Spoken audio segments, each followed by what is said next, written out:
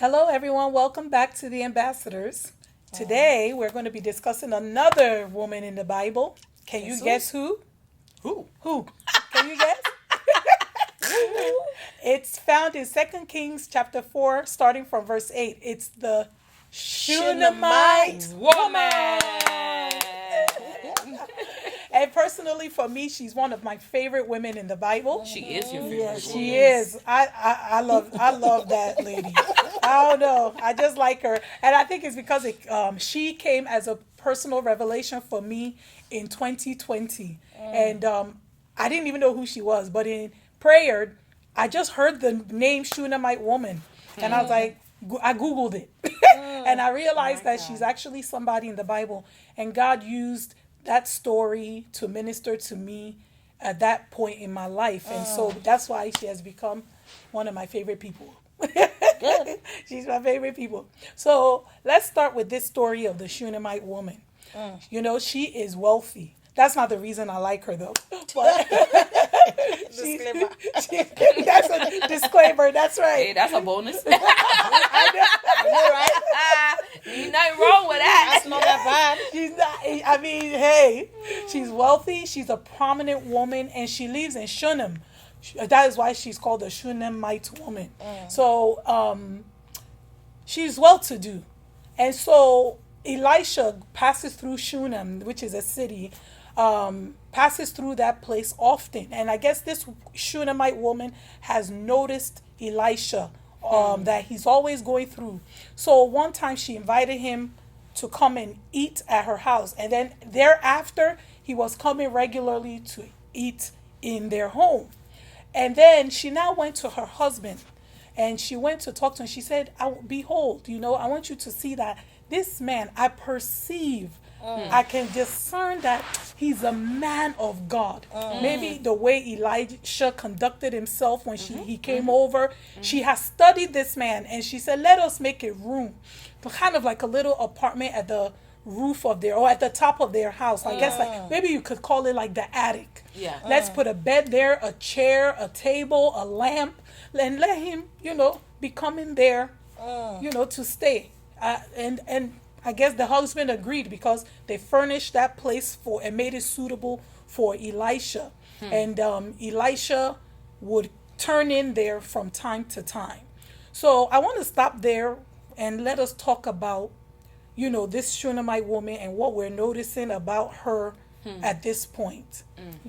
What do you get from her? I think, despite her wealth and all that, she was someone that was very hospitable. Yeah. She was very hospitable, and sometimes, the Bible says we entertain angels unaware. At times. God. So as you do for someone, you're also doing that for God. And despite her status, and whatever, because sometimes wealth enters people's heads. Of course it does. And people like, I want my space. And that. I see also humility in that a little bit as well, that she was able to open her door. She could have rented a hotel, she could have rented, but she made room for him where she was, and I believe that opened a door for this miracle later that we'll discuss. And it's amazing because she didn't do that because she knew he was a man of God. No. Because it was after then she said she perceived. Yeah. Yes. So how so she just see a regular man always passing by, and she just felt like, what? Some of us, we can be good to pastors, and then you see the other brother that is the usher. You want to know the title? It's the truth. You don't give him food. Yeah. But when pastor got, we do. So it tells you that that's really truly a character. nature. Yeah, she's not doing it because she has calculated and said, okay, I don't have a child. This is a man of God. Let me have her in my house. No. So that's a good point. because I mean, let's That's be a good sincere. point. We Yes. today now people do stuff because what am I going to get from it? from here. Yeah. So it's just our own nature to see somebody in need that you don't even expect to get anything back from. My God. Like you said, she's a wealthy woman. Yes. And the only thing she would have expected to get by was maybe the guy Elisha can pray for her. But Elisha, she didn't know at that point that Elisha was a man of God. So after the Shunamite woman and her husband agreed to furnish the upper room, the attic or whatever for Elisha, he will come and stay there frequently. He will be passing by and he will stay there. And the thing that was interesting was it wasn't only Elisha that was staying there. It was his servant Gehazi too.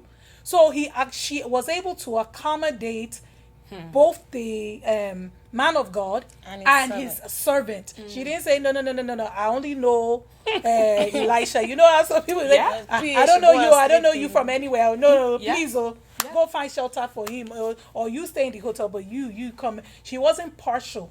You know, she accommodated them. And then in the midst of that, Elisha, I guess, wanted to show appreciation for what this woman had done for him. She has been showing kindness, feeding him, sheltering him. And so she asked that Gehazi call her so that she can say, what can I do for you? He said, do you want me to mention you to the king or to the commander of the army? Do you know, what can I do? Because I'm sure if they mention you to the king back then, that was a big deal. Yeah. But she said, no, I don't need anything. I don't need none of that. She's like, I'm good right here the way I am in my house with around my people. I am good. So Elisha was not settled with that answer, because I think he himself was saying, no, there has to be something I can do for this person. So he now asks Gehazi, what can I do for this woman? And Gehazi, you know, that one is like, well, she ain't got no kids. She has no son, and her husband, he's old. So then he called the Shunamite woman and said, by this time next year, you will embrace his son. And she said, hey, please don't deceive me, please. You know, I'm doing fine. I've accepted the fact that I don't have a son, I don't have a child, and that is fine with me. Please, don't lie to me. Don't raise up my hope. Exactly. Don't make me get excited for nothing, because that will be more damaging. That will hurt me. But guess what happened? About that time, the following year, she embraced a son.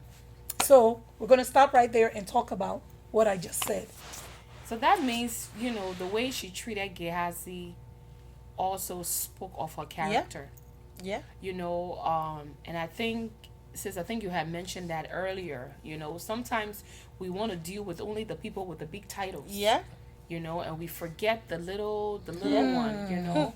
And we see this so much even in the Bible. Was it not the story of what's his name? The one that had the leprosy or whatever. That had to go and bath. Naaman. Yeah. The servant girl was the one that came through. Yeah. So many stories that we see, you know, people that we may, you know, lack of better word, count out. People that we may say they're insignificant. Yeah. They're the underdogs. End up coming through, you know.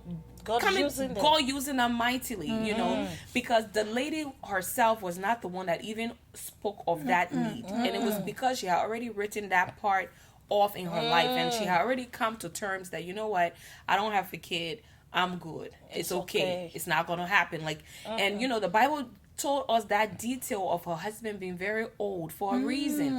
You know, it reminds us the story of Sarah and Abraham. You know, the guy probably nothing was swimming anymore. You know, you know. The swim was not swimming. The swim was not swimming. What if it was swimming, but what if it wasn't even the swimming? He couldn't even. You think he had ED? Sorry. You're going to cut that? Don't take us to where you're taking us to. Very delicate place.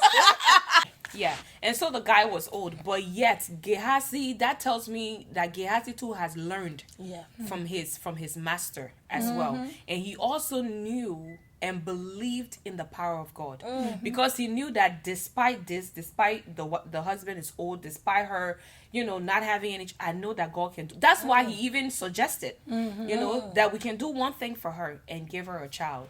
So we shouldn't, you know, despise or overlook anybody. God. Because you never know who will come through, who God can use to speak for you and to speak for myself. That is a powerful one. Yeah. You know, it's amazing. We are all connected to each other. Yes. That's another thing I've learned, you know, that we are all connected. Yeah. So sometimes you think you're doing something for somebody, but in actual sense, you're doing it for yourself. For yourself. Oh. It might not appear so at the moment, but at the end of the day, later you get to see that, wow, so every opportunity to do good to others, Oh God. you should grab it. Because actually you're no good works that you do It goes on would goes unrewarded. Yes. None. Yes. None. Say God is not an unfaithful God. Yeah. That He will see your labor of love. That you have extended to somebody else. He said, when did we feed you? When did we clothe you? Yes, When you I have thought fed about this that. one, when For you have the clothed, least. you have done for me.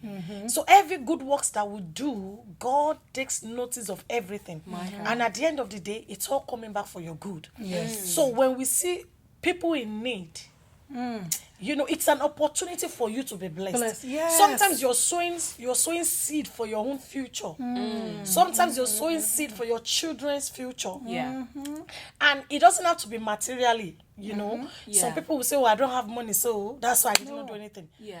Our always have something to good give. works, your Yes, love, your your love. compassion, even your secret care. prayers. Yes. It is something. There is always something for you to give. That's So right. don't ever, like my sister said, don't ever look down on anybody. anyone. It doesn't have to be when the president comes. It doesn't have to be when your boss wants it. It doesn't have to be when the pastor says it. Just that little insignificant person in your own eyes might just be the opening, the answer. little My opening God. that God, the opportunity God is Oh. giving to you for Him to bless you. Yes. So the question is, will you take that opportunity or be you a will let it blessing. go? My Yeah. God. If that woman had let it go, or probably admit Elijah and then say, this servant. Yeah.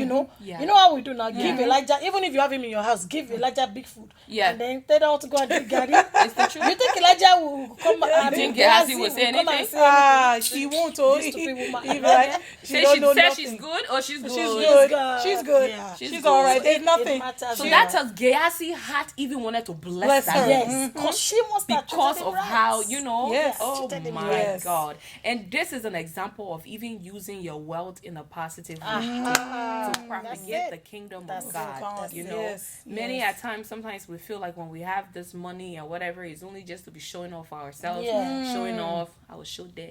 Let You them know, see. should let them see the latest brand, that. Yeah. You know, how are you using that wealth Ah, to support the Kabado kingdom of Sukata. God? You know, are you truly a steward of that money that He has given you? Oh my Because God. she used that money positively here. Yes. She was able to create a space. Not just she make sure like table, chair, bed, everything was there to be comfortable for him. Not expecting anything. Not nothing. expecting anything. Because in return. anything you do, Oh, God. hear me, anything you do for anyone in this life, and you are expecting anything in return, then you then have gotten your not reward done already. That's your reward. that you have received your reward. That's Don't your expect reward. God to do anything. No. And guess what? This God, you cannot even deceive him. You can't. It's true. He knows. He can sees see the heart. intent. That's of the the heart. most. That Can you one imagine? scares me because he sees the intent of your heart. I can deceive my motive. sisters here. Yeah. I can appear to be something that I'm not. Yeah. But guess what? God, you Yeah. can't do that with him. He sees what you have not become that you become tomorrow. God has already known you My today. God. So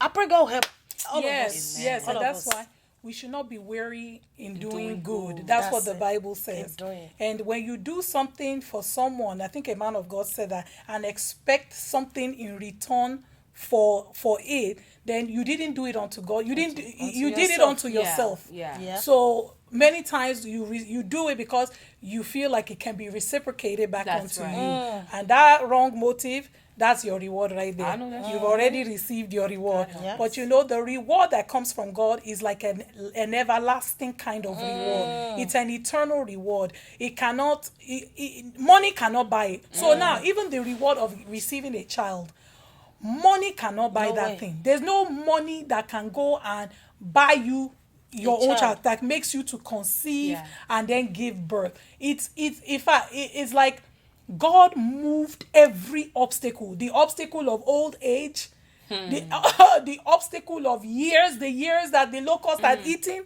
You know, because if the man was just because of one simple act, I fed you and I gave you a room, and that's how she saw it. She wasn't thinking I did well. Be kind in this life. Be kind. Yes, yes. Praise God. Hallelujah. So now, after she conceives, the child grows. He's in the field with his father, and the boy says, my head. And the father says, take him to his mother. So, we're going to talk about that. Let me tell you. We are going to talk about that. He said, take him to his mother. And then the child, the Shunamite woman put the son in her lap. I guess she was kind of cuddling him, like, it is okay, he's okay. And then the boy died. Yeah. On her lap. On her lap, right there. Traumatic. Let me tell you, before I talk about how some women would have acted, you know what she did? She took the boy to the room where Elisha stays. And she laid him on the bed and closed the door. She now told her husband that she was going to go to see the man of God, that she needs a servant and a donkey or horse or something that she was going to use to move. And the father of the child said, why are you going to see the man of God? It is not the new moon. It is not the Sabbath. Why? She said, my dear, it is well. It is what it is. She didn't say nada. And she just took the horse with the servant and she said, go as fast as you can. Sure. Keep going and do not stop. Do not slow down unless I tell you. So let's discuss this whole scene now. This is a woman that is in charge of her emotions, and the emotion is not in charge of her. Because you would say, I'm thinking as me being a mother, that motherly instinct. God forbid it would never be any of our experiences. Jesus' name.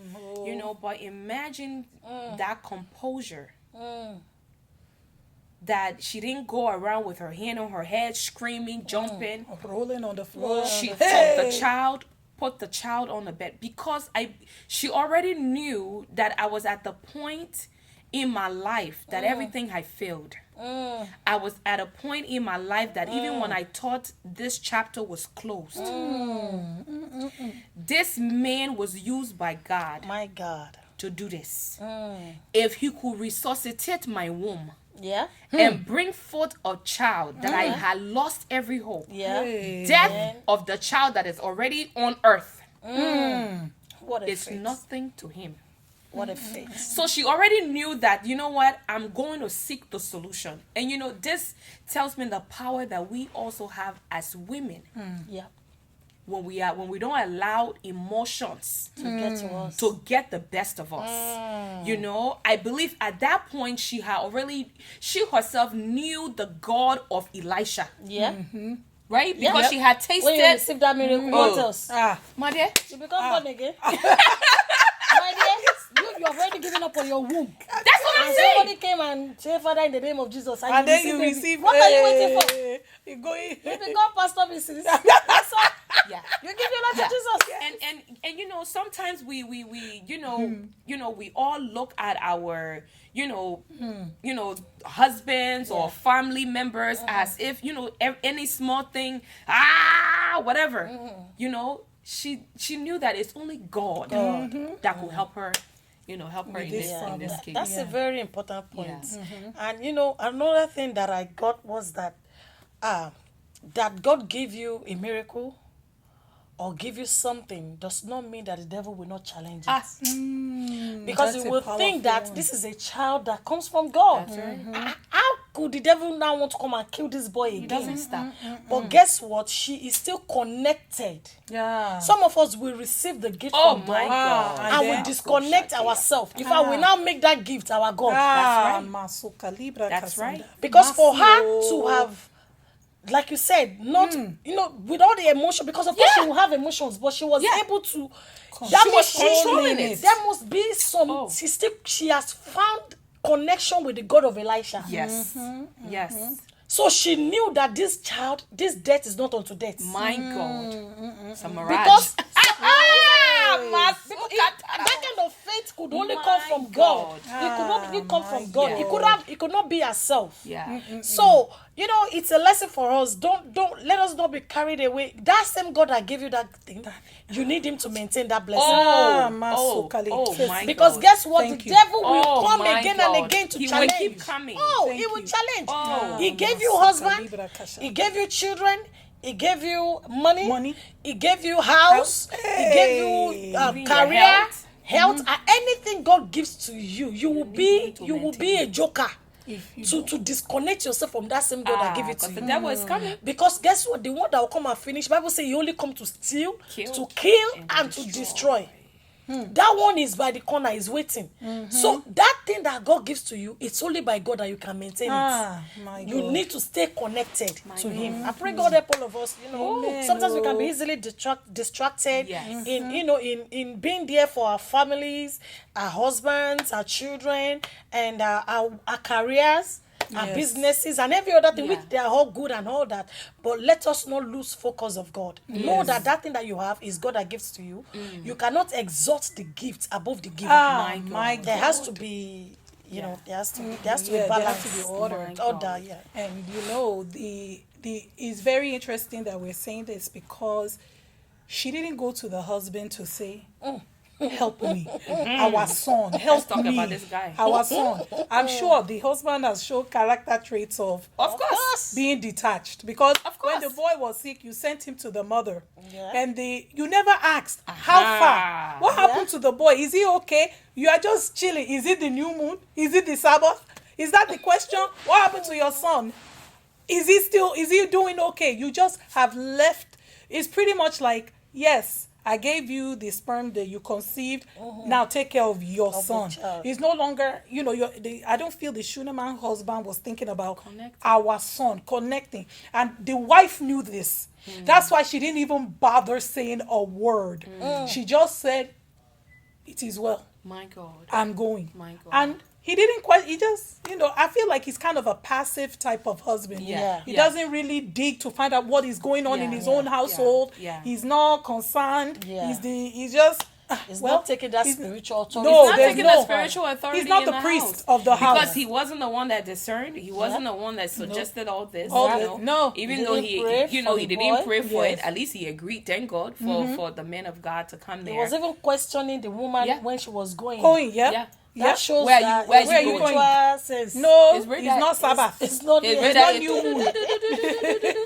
Very, very, very low. He had no perception. Meanwhile, the Shunamite woman, it says in the beginning of the story, she perceived that Elisha was a man of God. She discerned. The man had no discernment. And a lot of times it's like that in most homes. The women are the ones that are, fire. And this is a call to all the men who are watching this podcast.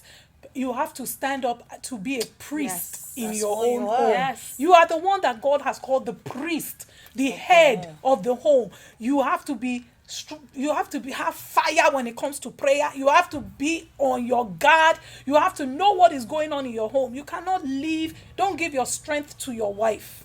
Don't give your strength over to women and say, she's got it. You are the one that should be manning the home and making sure all is well with the home. You are the priest of your home. Don't be passive when it comes to the affairs of your own home. Because you are the one. After he says God, then we have Christ, then we have man. He didn't say God, and then we have Christ, and then you have the wife. You are the man. You have to take your ground, take your stance. Not only when it comes to what your needs are. When you have needs, that's when you know you are the head. That's true. You have to take your stance even in the place of the spirit. That's it. That's where it's more important that you are the head. And I'm sorry to go there. Our African men, this guy, Shunamite or whatever, I'm telling you, you have some African people. He must be from Africa. He's from Africa. Must be from Africa. What is that? Shunamite husband. And it's because sometimes men feels like, I'm a good provider, and that's where it ends. And it's much more than that. It's much more than, I'm bringing the money on the table, because he was working, right? He was working. And so he sent the son home. How involved are you in the life of your children? How involved are you in the life of your wife? Are you able to read her without even opening her lips to talk? Can you how's your senses, even spiritually, to discern things that may not be obvious, or someone who don't have to open their mouth to say? I pray for our husbands, that God will help them, because this tells me that this lady knew that talking to this man right now is a waste of time. Yes. Let me just go let me go to where because I believe it spiritually, he himself was connected. Both of them would have even maybe taken the journey, or even right there prayed. Because God is no respecting of person either. Yep. Yes, I agree. So the story continues with the Shunamite woman going, and Elisha was able to see her from afar, that she was coming, and he said, he sent Gehazi to go and ask, is it well with her? Is it well with her husband? Is it well with her child? So the Shunamite woman was approaching the man of God, but he had sent Gehazi to ask if it was well with her, and she told Gehazi it is well. But she continued to go towards the man of God, which is Elisha. And she now fell at his feet and said, did I ask you for a child? Did I ask you for anything? But now, the boy is gone. This is the situation. When I was okay by myself, did I say I wanted anything? I said, so now look at my situation. And the man of God saw that, indeed, something had happened. So he was going to send Gehazi, the servant, to go and put his staff on the boy's body. But the woman refused, though. She held on to this man of God and said, hey, as God in heaven lives, if you don't go with me, I will hold on to this. You must. It was like she was saying, I'm not going to live without you. That's right. You are the one that spoke the word into my life. For me to even have this child, you are the one that's coming. Yes. So you know what was interesting? Gehazi still went ahead of them. He did this. He put the staff. The boy did not wake up. Nothing happened. Gehazi was now coming, and they met, and he said the boy is not revived. The boy didn't wake up. So what Elisha did, he went in the room. He shut the door. He laid on the boy. He put his mouth to the mouth, his eyes to the eyes. He stretched himself out on the boy, and then he would get up. He would walk around, I guess, in prayer, praying to God. He went back. He would lay on the boy. Eventually, the boy came back to life. He sneezed 7 times and was alive. And then he told the Shunamite woman, this is your son. And he was awakened. And the Shunamite woman showed expressions of gratitude towards Elisha, thanking him for what he had done. Okay, so, as we were talking, one thing that came to my mind was that the part that the woman, even though Elisha had sent Gehazi to take the staff to the boy, but she still held on to Elisha's leg. So to me, I felt like her faith was not going with Gehazi. That's right. No wonder Gehazi went and do the thing and eventually, and nothing happened. Because her faith was that this man of God, that God has used for me to have this child, it will be that same man that will go. So it tells us that our faith is very important to every answer and every miracle that we we receive. Your faith, what is your faith standing around? Even if somebody is doing some prayer for you and you don't have faith, maybe so your faith towards the man of God, so to say, towards the environment, it matters a lot. I know we deal with God, but God is not coming from heaven to drop in front of you. He's going to use. I believe in that aspect. If she had enough faith, though, that's the thing. If two, agree. Work together. If she had enough faith with Gehazi, I believe the miracle would have happened. That's right. But that's not where her faith is. That's right. It's the same thing with the woman with the issue of blood. She said, if I may just touch the hem of his garment. And because she touched, it happened. You know, so that thing you said is true. So no matter how powerful the person is that's praying for us or whatever it is at times, if you yourself you're not connected with that thing, it may not work. It may not work for you. No agreement. As well. Another thing that I liked, you know, from this part as well is that means this lady still kept in contact with Elisha. Yeah. Because you can still see some relationship. Yes. Yes. She knows where to go. She knew exactly where to go. She didn't have to like figure out, where is he? You know, sometimes, you know, sister, I think you made that point earlier. Once some of us, you get the blessing. Oh, that's it. You're done. Oh, that's it. No more you know, God. She knew exactly where to go. And, you know, that relationship as well, I believe, also worked in her favor. Yes. You know. So the Shunamite lady maintained relationship with Elisha. You know, and I believe that her attitude towards him was still positive, you know, and that is why she knew exactly where to go to find him, you know, and I believe that's also the reason why, you know, that he, even though he didn't want to go initially, but because of her persistency, you know, sometimes we give up on things easily as well. You know that thing has not agreed with you in your spirit, but because you don't want, you just become passive and just see, oh, it's okay, let me go. No, she didn't do that. You know, she knew that within her, that, you know, I think you made that point, was connected to the man of God. So she didn't settle to say, okay, let Gehazi go. She made sure she persisted until the man of God agreed to go with her. So I would say persistency, consistency. Yes. We ourselves, we need to make sure we do that. Don't just take no for an answer. You be desperate for that thing that you want to happen. You know, and of course we see many stories in the Bible that where that persistency is very needed, especially in a place of prayer. Thank you so much for joining us today. Hope you learned a thing or two as we had discussed the Shunamite woman. Join us again next week, because we're going to take on another woman and, you know, discuss real life lessons that we can learn from these women. Take care, stay blessed. Make sure you share the video. Bye-bye. Bye.